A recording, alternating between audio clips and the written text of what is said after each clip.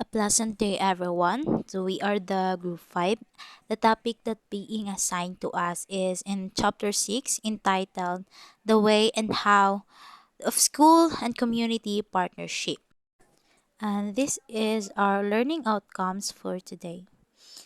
At the end of this chapter, you should be able to explain what school and community partnership means, explain the legal and sociological basis of school and community partnership, and cite example of school community partnership.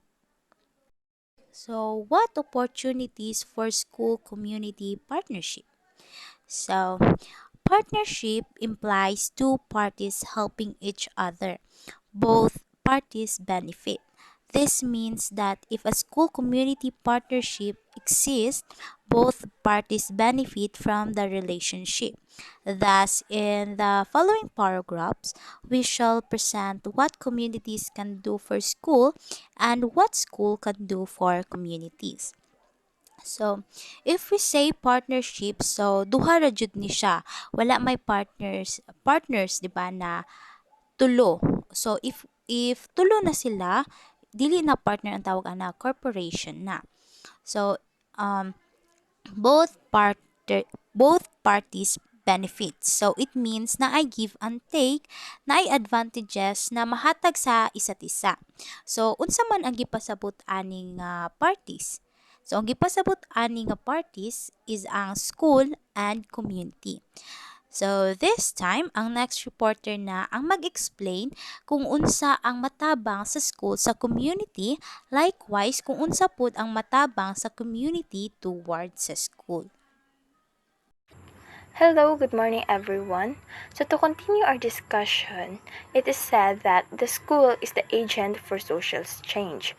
So with that being said, we can conclude or we can say that the school has done a lot of things for our community. So have you ever wondered what can the community do for our school? So here are some examples of what can the community do for schools. So first is the Brigada Escuela. So this is actually a very important program. This is where the community can help the school ensure that the school facilities are actually ready for the next school years. So this is actually a school maintenance program. This has been institutionalized since 2009 when the DepEd issued DepEd Order 100.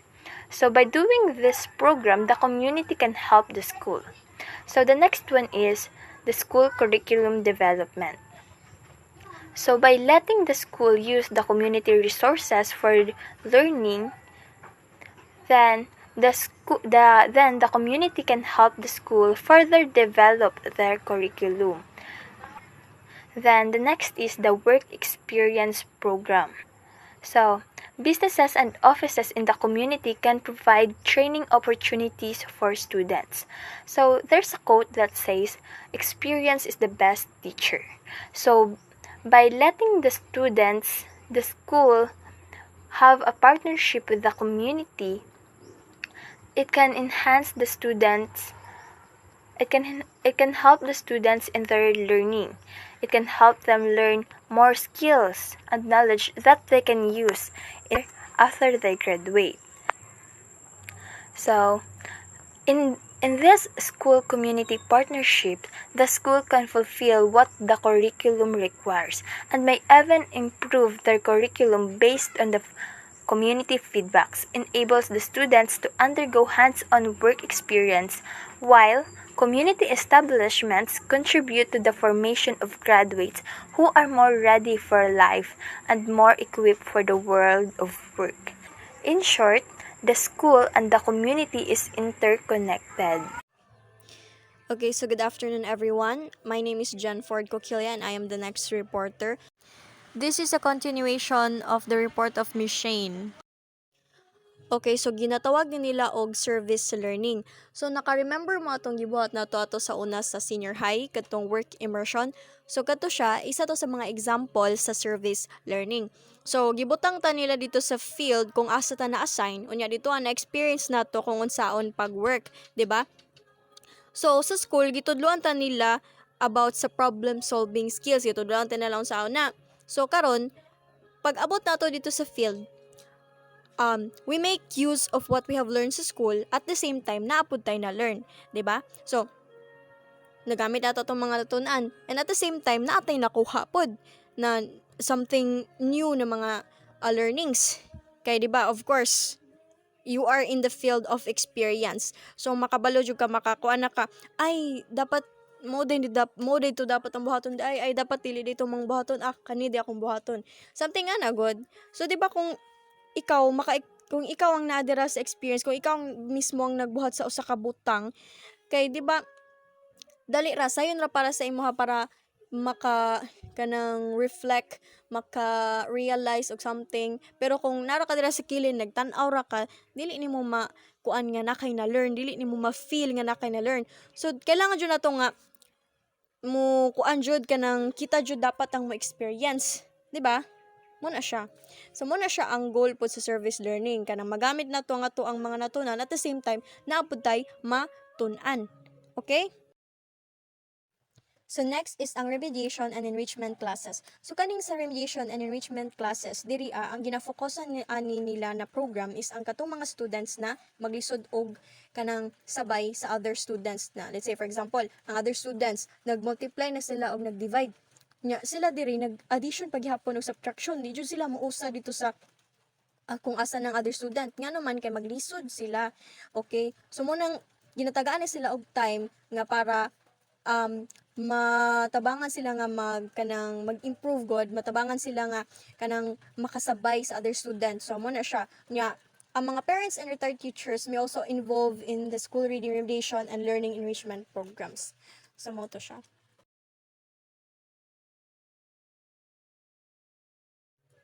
So next is ang youth development program. So kaning youth development programs mo na siya mga programs nga related sa youth. So diri na apil ang kaning mga youth organizations. So I think naaman member man ata ninyo tanan og mga youth organizations like DYA, isa man na siya. So kung mag-involve ta ning mga kinds of youth development programs, so diri ma-develop ang ato ang skills and ang ato ang talents. Kay di ba sa ato mga organizations, di ba naman jud activities jud no nga ipang initiate, and then diraan ang mga activities kay ma-discover nimo ang imong self, imong makuan nga ay kabalo di ko ani, ay how di kay ko ani. So dira ma-improve ang imong self, ma-improve po imong self-esteem, and then you will also learn how to deal positively with your peers. Kay of course daghan man kay mo ana kay organization good, so it consists of several people o mga members, and then mag-socialize jud mo ana sa inyong organization. And then also diri pod you will serve as a resources in your communities. So sa inyong kanang kuan naman dyan yung mga programs na ang mag-initiate isang youth. So mga programs na para sa community na ang youth ang mag-initiate. So aside sa ma-improve imong self, ma-discover nimo more imong self-esteem mag-improve, makatabang pud ta, maka-contribute pud ta sa community kung mag-involve ta ani nga mga kinds of program. So dili lang ta magsigi og kulong sa atong kwarto no, so makigmugawas-gawas pud ta panagsa kay aron maghilabilo sa atong mga kuan kay ba sige na ta kabalo makipaghilabilo. Dapat kita tanan mag-involve jud unta ani no. So encourage na to tong mga kanang fellow youths na makipag-participate sa mga inani na mga programs kay para man sa tanan, 'di ba? So mo na siya.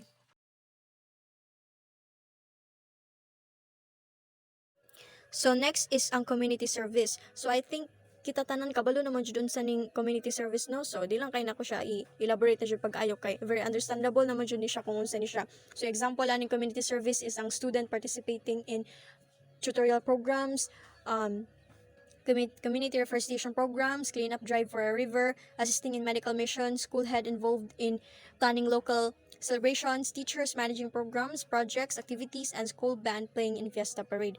So ako, based on my experience, naka-experience ako mahimong team leader o kaning sa community service. So, ang among gibuhat ato is adopt a daycare center. So, nangita mi og kanang daycare center na amo ang kanang kanang pwede i-adapt kanang very luoy jud kay nga daycare center ba kanang tabangon jud kag pag gani pag-ayos. So, amo to siyang something like i-renovate. So nanguan mi og kanang mga sponsors, nangita mi mga sponsors nya mo tong gi gamit na mga pampalit sa mga materials, and then gipinturahan na mo ilang kuan, among gi-design na nilang garden, and then all something na. So among gipanindot ang ilahang kuan daycare center. So mo to siya. Okay, now, let's proceed to what can schools do for communities in return. The first one is classroom use by community organizations for meeting. Now, the RIA class is schools can allow local organizations to hold meeting in classrooms.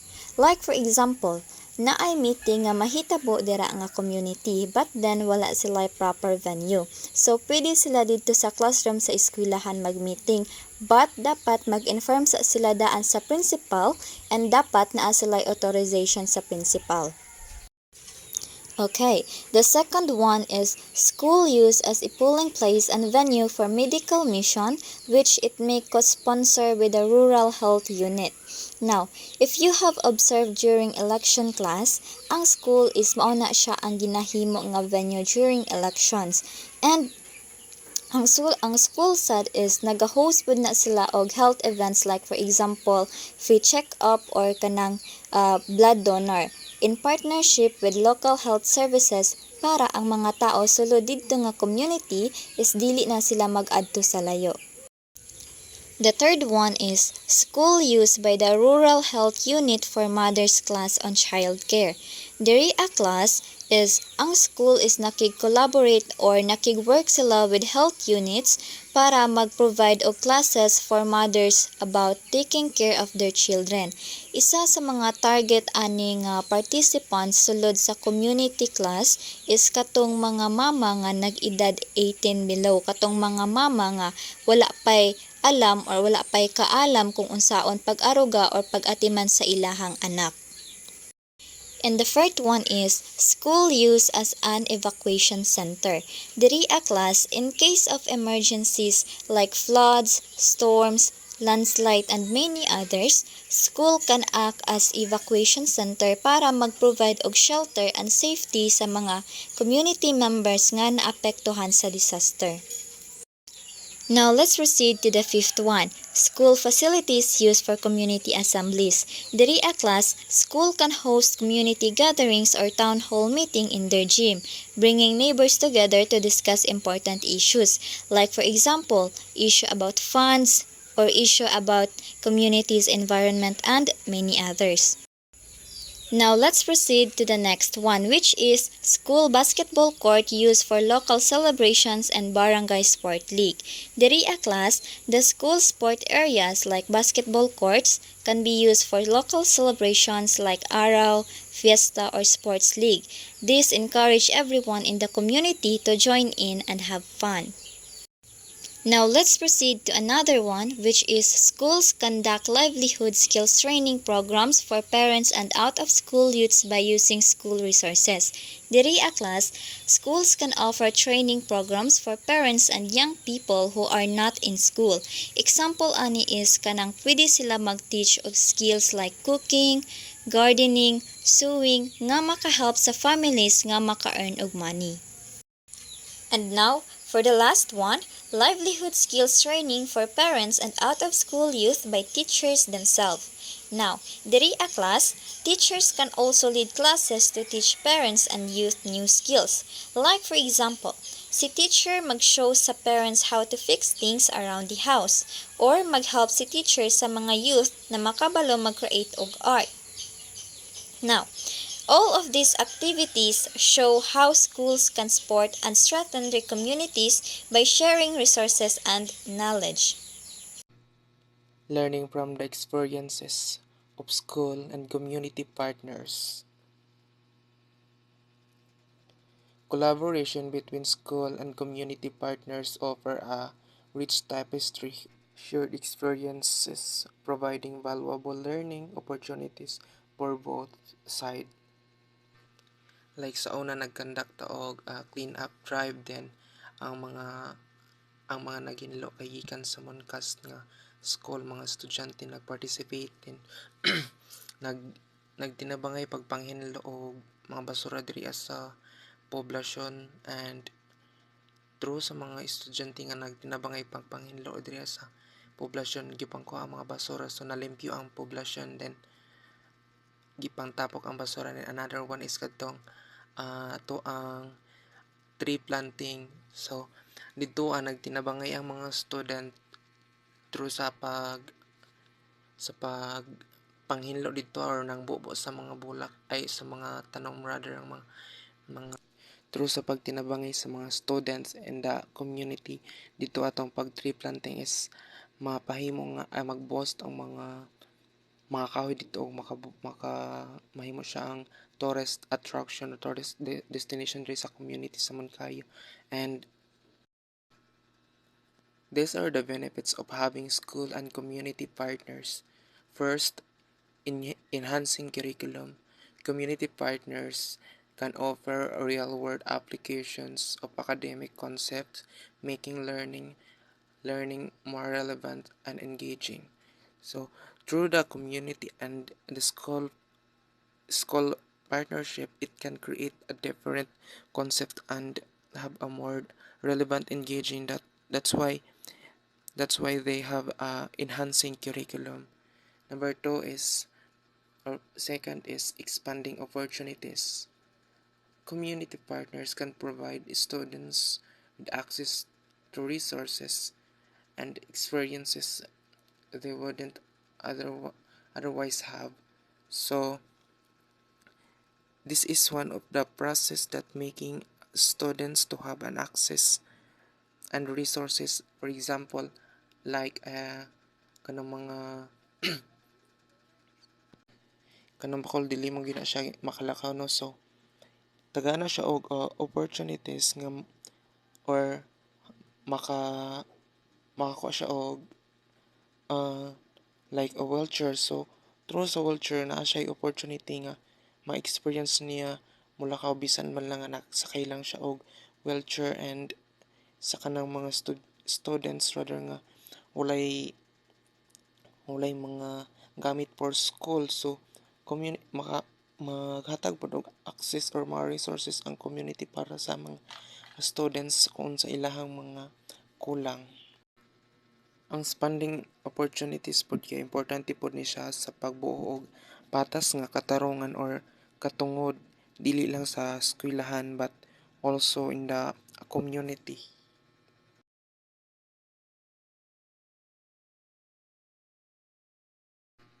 Third is developing 21st century skills. Community engagement encourages collaboration, communication, and problem solving, essential skills for success in today's world. So diri ay gamito nato atong critical thinking skills and how to solve the problem solving, and especially now the world is very authentic and very advantage, and through collaboration we can create a different that we want to achieve in today's world. Fourth is addressing community needs. Schools can contribute to addressing local challenges by partnering with local community organization. So diri ay ilahang through sa ilahang partner sa community o sa schools is ilahang ilahang ma ilahang ma-identify ang mga kung unsa ang kulang sa ila, kung unsa ang wala sa ila, og through that mangita sila og mga pamaagi para ma-address nilang ilahang mga challenges, and ay by partnering community and school. Fifth, building relationships. Community partners can strengthen their connection with local schools and build trust within the community. So ang community ug ang school kay always man sila nag-uban, always sila connection na kay collaborate with it sa ilahang usag-usa. So makagin jud sila og kanang uh, unique nga relationship sa ilahang duha. Last is gaining valuable insights.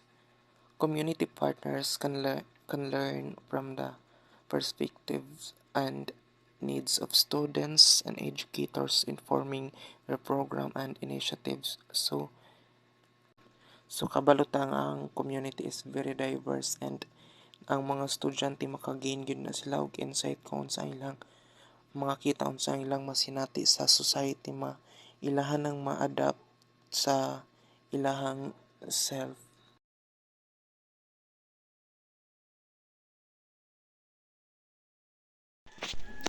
Benefits of having school and community partners. REACH stands for Revitalize Enthusiasm for Assistance to Children of Humanity. Kani siya nga program is ang teachers mag-adapt og students and providing them with free tutoring, family visits, and even a daily allowance. Kani siya nga program lead to significant improvements in the academic performance of Pembo Elementary School, which is nitaas from 23rd to 9th in rank and then to first in just 6 years. Ang Urbanidad Kids, kanipod ang tawag sa estudyante who serve as role models for their peers in the Pembo community. Kani sila nga estudyante were known for being clean, well-mannered, and dedicated to their studies. BOWS stands for Brain Operates Well on Loaded Stomach. It was a program where students selected by the school due to malnutrition were provided with a free bowl of lugaw during recess. Mura siya og kanang musi.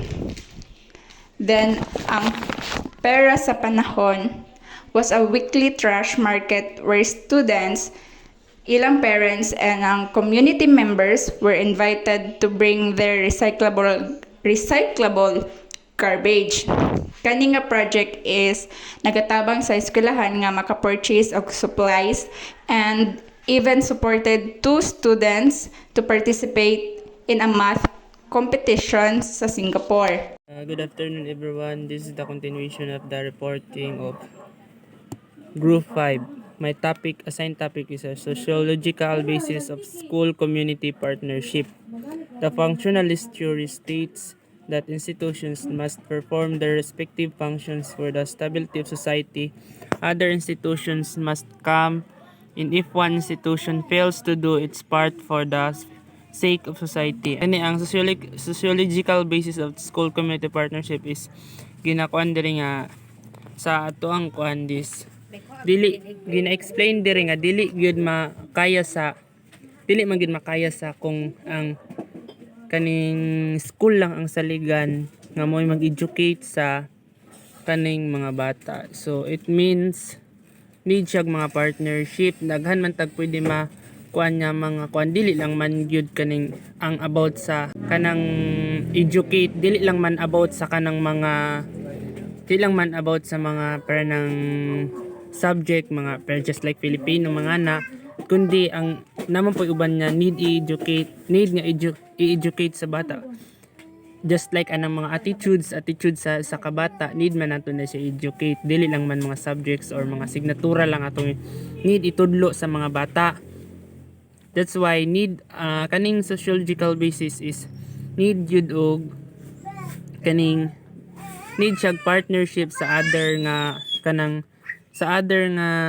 organizations, non-government ba na or government nga organizations, just like example church. Og number one yun nga mo educate is ang first nga education yun nga makuanan sa bata is ang sa iyang pamilya. First man ginang sa pamilya, kay isa man gina siya mag-shape sa bata sa iyang attitudes mga inana, or mag-educate siya kay first bay gid mo tudlo sa imuhan no is imo maging pamilya gikan pa kapag kabata kanang kabalo na kamuso istorya mga bata kanang kabalo na istorya ang bata di di ba tudloan ka na sa mag-ihap sa imong mama or sa kanang member sa imong family. Then primary obligation man gyud sa parents nga educate gid niya ang bata, dili lang man siya magsalig sa schools sa education sa schools, kay dili man gyud na mag-focus ang schools sa mga attitude sa bata, kundi mag-focus man ang schools sa pag-educate sa kanang about kung unsa ang kanang i-command or imando sa ilaha sa government, just like sa DepEd kung unsa imando sa mga sa schools na kanay yung itudlo man yung itudlo, dili lang man na di ba mag-focus no nga sa attitude lang gyud ito ang itudlo sa schools, kundi kuan lang gyud na siya mag-focus sa mga asignatura sa mga subjects. Just mo nang need yun pod og help sa other institutions, just like church, kay need man pod sa bata nga mag church gyud, kay mas ma-shape iyang spiritual knowledge, mas ma-shape ang spiritual nga kaugalingon, ug mas ma-shape iyang attitudes. Legal basis for parents and community involvement. It has no wonder why even our laws support school community partnership. Republic Act 9155, Governance of Basic Education Act, also known as the Governance of Basic Education Act, provides that a school must be managed by a school head who has the authority, responsibility, and accountability for achieving higher learning outcomes. So sa batas nga ginaingon sa RA 9155, ginaingon diri nga dapat ang school kay minamanage sa isa ka school head. So what does school head means? So school head is a person responsible for the administrative and instructional supervision of the school or cluster of schools. School head holds the authority around the school. So, paano nga ba nagkaroon ng authority ang school head inside the school? Or unsa ang mga example nga ginagamit ang school head sa ang ihang authority sa school? So, siya ang primary person to look for kapag naay mga program sa schools like intrams, buwan ng wika, English fest, and others. Another example is kanang walay eskwela and then need ang ilahang mga signature for every activity or event na ginabuhat sa school. In line with this, dapat responsible and accountable pod ang school head in every decision and action nga ginabuhat niya. Dapat ang school head is aiming for every student's success, and he or she should promote higher learning outcomes and syempre ang quality of education aside. It also stated in this act that school head rules include but are not limited to leadership, management, teacher evaluation, and enforcing student discipline. Section 3F, to encourage local initiatives for the improvement of schools and learning centers and to provide the means by which these improvements may be achieved and sustained. This means that if local people in the community should be initiative and actively participating in the school and community partnership, since this will help on improving the learning organization as well as the learning facilities such as the classroom, auditorium, clinics, and others to be improved. Like for example, in this situation is na kay manghod nga elementary. Uh, every month na sila yung mga designated na cleaners wherein nagaadto sa school ang parents para limpyuhan ang garden, tarungon ang mga module, mga books or library or nagalimpyo sa school, nagasilihig sa sulod ug sa gawas nga room og mangguna og ayuhon nila ang lamisa or ang mga bangko ng mga naguba sa mga students. Batas Pambansa BLG 232, otherwise known as the Education Act of 1982, Section 7 states that every educational institution shall provide for the establishment of appropriate bodies through which the members of this educational community may discuss relevant issues and communicate information and suggestion for assistance and support of the school and for the promotion of their common interest. Representative from each subgroup of the educational community shall sit and participate in these bodies, the rules and procedures of which must be approved by them and duly published. This means that learning institutions should be able to voice their opinions and discuss it with the teacher and other parents in order to resolve it. Example is PTA meeting. 'Di ba sa PTA meeting is ginastoryahan kung saon nga ma-achieve ang betterment ng schools and the learning sa students. One thing is ginastoryahan sa PTA meeting before sa school is buying electric fans, pag-paint sa classroom, wherein dili kayang punduhan sa school sa PTA will decide kung unsaon or kung pila ang ambagan para makuha na siya nga project or mahuman na siya nga project. So, pag nanay class fund, kailangan na ay approvement sa ginikanan. And then, dira na pod nagakuha og pangpalit floor wax, pang-decorate sa rooms, nagapalit og water dispenser para makalas ang students ug palit og sila og tubig, and then which is very helpful kay nalasan na ang gasto sa mga students.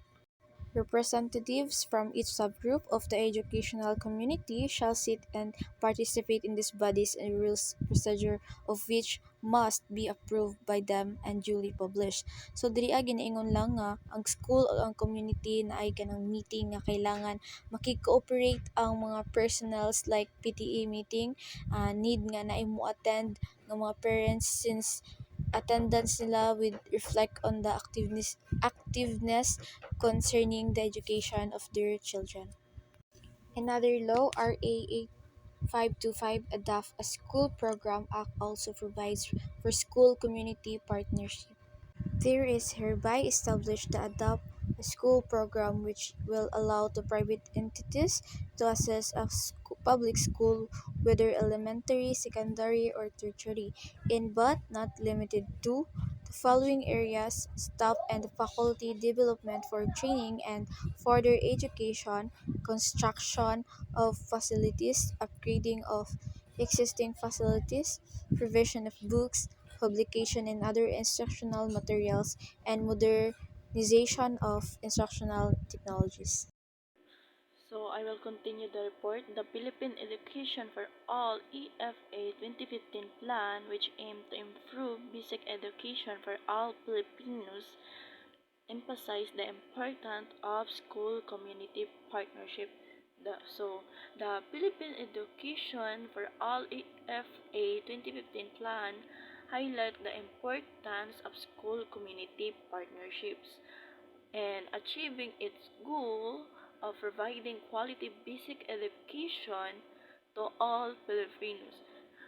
It recognized that school alone could not address the diverse needs of learners and required the active involvement of parents, local government units, and other community stakeholders. This partnership help improve resource allocation, provide additional support service, and fostering a sense of shared responsibility for student learning outcomes. By collaborating with the community, schools were able to address challenges like student absent, dropout, and uh, not enough facilities. So, the EFE plan views strong school community ties as essential for creating a supportive environment to learning and educational success for all children. So, the plan was extended to Agenda 2030, which includes 7 new educational targets requiring stakeholder involvement. So, the 7 new targets within Agenda 2030 build upon or expand the goals of original EFA 2015 plan, while the EFA plan focus on achieving basic education for all. Agenda 2030 takes a broader approach, encompassing and more comprehensive version for education. So, the Agenda 2030 takes the EFA goals as a foundation as expand them to address a wider range of educational needs, including higher education, skills development, and a focus of sustainability and global citizen. UNESCO Assistant Director General for Education, Dr. Kian Tang, highlight that realizing Agenda 2030 necessitates partnership, partnerships between school and communities. So, Dr. Ken Tang, UNESCO Assistant Director General for Education, emphasized that achieving the goals of Agenda 2030 requires strong collaboration between schools and their surrounding communities. He highlighted that these partnerships are crucial to improving the quality of education and ensuring it is accessible to all. School needs Schools need to work closely with local organizations, governments, and families to address educational challenges and promote lifelong learning. The community involvement educational system can become more inclusive and responsive to local needs. Dr. Tang message is underscores the importance of shared responsibility in meeting a sustainable development goals or SDGs. So, Republic Act 9155 for reinforce that benefits of school community partnerships, stating that they ensure educational programs align with community interests. School reflect community values and local initiatives for school improvement and encourage. The Republic Act 9155 emphasizes the importance of school community partnerships and enhancing education. It ensures that educational programs are aligned with the interests and needs of the community, making school more reflective of local values. The law promotes collaboration between school and communities to improve educational quality and outcomes. It encourages local initiatives that support school improvement efforts.